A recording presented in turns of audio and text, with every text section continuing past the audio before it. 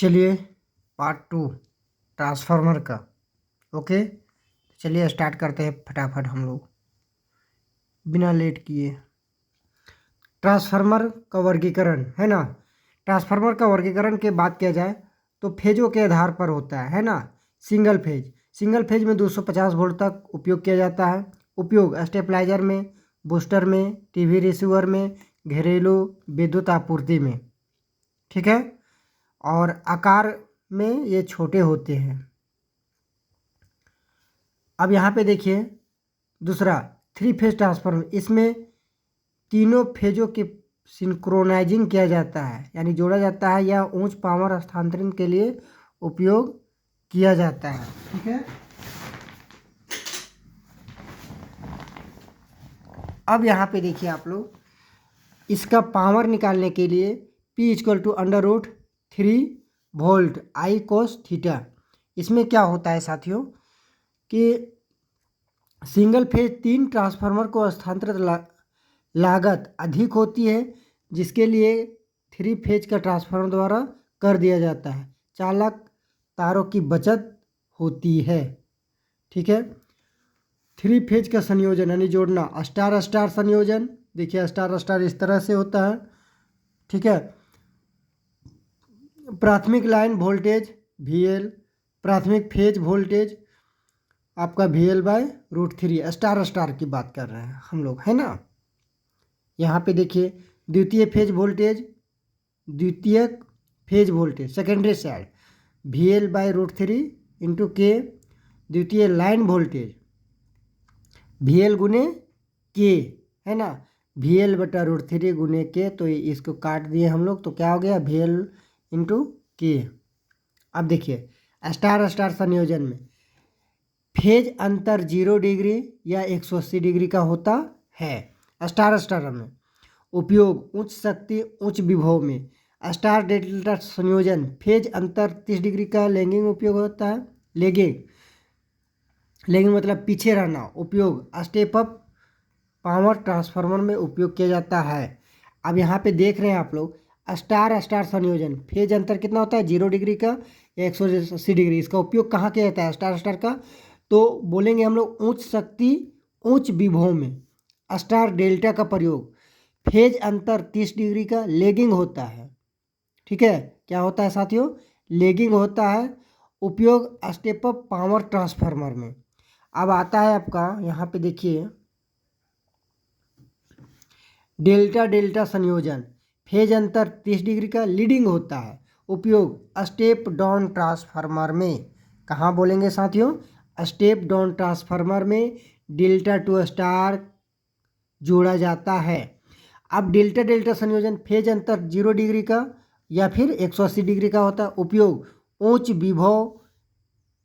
विभव एवं निम्न शक्ति ट्रांसफार्मर में उपयोग किया जाता है। इसमें क्वेश्चन बनेगा कि डेल्टा डेल्टा संयोजन का प्रयोग कहाँ किया जाता है, तो हम लोग बोल सकते हैं उच्च विभव तथा निम्न शक्ति ट्रांसफार्मर में डेल्टा डेल्टा का संयोजन किया जाता है। अब आता है स्टार इंटर स्टार या फिर डेल्टा इंटर स्टार संयोजन।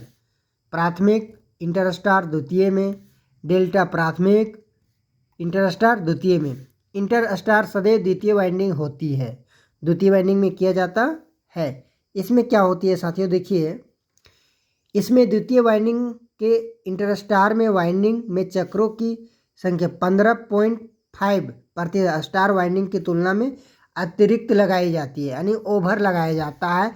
इसका उपयोग पहाड़ी एवं रेतीले क्षेत्रों में किया जाता है, जहाँ पे अर्थिंग करना बहुत मुश्किल होती है। अब VV संयोजन या ओपन डेल्टा संयोजन, डेल्टा डेल्टा संयोजन है ना। डेल्टा डेल्टा संयोजन में एक फेज खराब होने पर VV संयोजन का निर्माण होता है। इसमें ट्रांसफार्मर की दक्षता पूर्ण दक्षता की 57.7% से लेकर 58% रह जाती है, यानी कम हो जाती है जहाँ पे एक फेज खराब हो जाता है। अब देखिए यहाँ पे टर्सरी संयोजन, दो स्टार संयोजन के बीच में डेल्टा संयोजन है ना। स्टार में न्यूट्रल बिंदु स्थिरता प्रदान करने के लिए जोड़ा जाता है। टर्सरी वाइंडिंग देखिए इस तरह से स्टार हो गया, बीच में डेल्टा स्टार। ठीक है, उपयोग निम्न विभव यानी निम्न वोल्टेज तथा निम्न शक्ति प्रदान करने के लिए ऐसा कनेक्शन किया जाता है। टीटी संयोजन टीटी संयोजन जो होती है 3 फेज को 2 फेज में बदलने के लिए किया जाता है ना। उसके बाद उपयोग उसमें भट्टियों में किया जाता है। इसमें सिंगल फेज के 2 ट्रांसफार्मर उपयोग किया जाता है। मुख्य ट्रांसफार्मर 50% पर मध्य बिंदु पर टेपिंग किया जाता है और टीचर ट्रांसफार्मर 86.6% पर टेपिंग किया जाता है। देखिए आगे देखिए, क्रोड के आधार पर ट्रांसफार्मर है ना। इसमें क्या होती है, बीम है ना, लिम जो होती है 2 होती है, चुंबकीय पाथ 1 होता है, दक्षता कम एवं लीकेज अधिक होती है। क्रोड में आकार की बात किया जाए तो एल तरह का इसका क्रोड बनाया जाता है, यू तरह का और आई तरह का। ताम्र हानि लोह हानि से ज़्यादा ताम्र हानि होती है। यहाँ पे देखिए ताम्र हानि वाइंडिंग के कारण होती है और लोह हानि कोर के कारण होती है। ठीक है, जो छोटी छोटी पत्ती जो होती है सिलिकॉन स्टील की पत्ती 0.5 से 0.6 का जो मोटी पत्ती होती है उसमें होती है लोहा हानि। ओके, अब यहाँ हम लोग चुंबकीय पाथ के उपयोग देखिए, इसमें जो होता है चुंबकीय रास्ता कई गो है, सिंगल है। तो उपयोग स्टेप डाउन ट्रांसफार्मर कम शक्ति पर किया जाता है। किस तरह का, क्रोड प्रकार के ट्रांसफार्मर का प्रयोग। अब आता है सेल प्रकार के ट्रांसफार्मर। इसमें लिम है ना, इसमें 3 होती है, 1 2 3। बीम की बात की जाए यहाँ पे ये देखिए, ये 1 2 3। लीकेज कोर की तुलना में कम होती है, दक्षता क्रोड ट्रांसफार्मर अधिक होती है। लोहा हानि जो होती है ताम्र हानि से ज़्यादा लोहा हानि होती है। आकार ये जो बनता है ना, ये इस तरह से जो कोर बनता है, ई एवं आई लेकर बनाते हैं हम लोग, यू एवं टी लेकर बनाते हैं। ये इस तरह से होता है ई टाइप करके, और आई एफ तथा एफ। ठीक है, वाइंडिंग सेंट्रल बीम पे करते हैं, इसमें वाइंडिंग किया जाता है। चुंबकीय पाथ 2 होती है, जैसे एक बार ऐसे चुंबकीय रास्ता बना, एक बार ऐसे चुंबकीय रास्ता बना, है ना। और उपयोग स्टेप अप तथा डाउन में सर्वाधिक उपयोग किया जाता है। स्टेप अप में भी और स्टेप डाउन में भी सेल प्रकार के ट्रांसफार्मर का प्रयोग किया जाता है। बेरी प्रकार का ट्रांसफार्मर, दोनों वाइंडिंग ओवरऑल होती है इसी में। इसके चारों ओर आयताकार पट्टियाँ होती है, चुंबकीय पाथ अनेक होता है, दक्षता सर्वाधिक होती है, लीकेज सबसे कम होता है, रिवाइंडिंग करने में कठिनाई होती है, इसीलिए इसका प्रयोग कम किया जाता है। केवल उच्च दक्षता आवश्यक हो वहीं पे इस ट्रांसफार्मर का प्रयोग किया जाता है, यानी बेरी प्रकार के ट्रांसफार्मर को। शीतलन प्रकार के आधार पर ट्रांसफार्मर का वर्गीकरण। प्राकृतिक रूप से शीतलन 5 kVA तक ट्रांसफार्मर में प्राकृतिक शीतलन का प्रयोग किया जाता है। ट्रांसफार्मर के आकार को अपेक्षाकृत बड़ा किया जाता है ना। ट्रांसफार्मर के चारों ओर डक्ट किया जाता है, यानी छिद्र होता है। वायु द्वारा शीतलन यानी हवा द्वारा, इसमें ब्लोअर फैन की सहायता से शीतलन किया जाता है। अब यहाँ पे देखिए जल द्वारा शीतलन, इसमें टेढ़ी मेढ़ी पाइप की सहायता से ऊष्मा को ट्रांसफार्मर के बाहर निकाला जाता है। ये 500 kVA तक के ट्रांसफार्मर में प्रयोग किया जाता है।